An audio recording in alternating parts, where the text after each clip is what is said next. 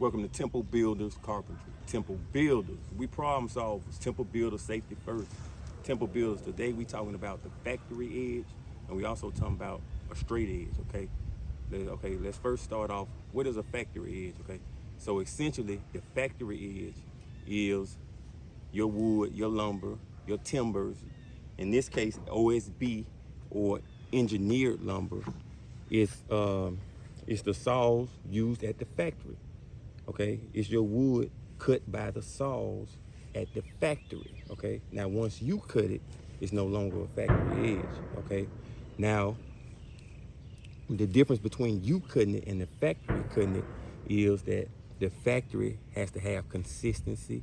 So the factory cutting it comes with a certain degree of confidence. Okay, it comes with a certain degree of accuracy that you'll get from the factory edge, that you can have a surety of. Okay, now look at my framing square here, and I'm putting it on the edge.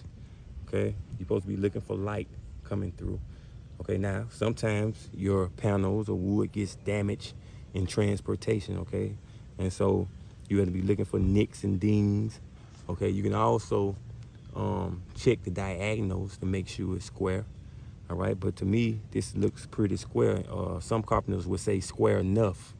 Okay, it's square enough for general purposes, particularly framing. Now, if you get into woodworking, cabinetry, or furniture, okay, it's a different story. Okay, the factory edge might not do you justice in those applications. Okay, now look, I can use this framing square to basically go right here against my factory edge, and I can get me a 90 or perpendicular mark right here, or cut line. Okay, like I say, it comes with a certain degree of accuracy or precision. Okay, I also want to talk about the straight edge. Okay, this is a straight edge that you can buy. Okay, a straight edge is exactly what it says, a straight edge, and that's what you'll need. Let's say if I don't have a table saw or anything like that, right? So I want to use my circular saw to cut a straight line. Okay, so I will use this to go up against the base plate of my saw, right? I will use this as a fence to go against the base plate of my saw to cut a straight cross cut across this panel right here, okay?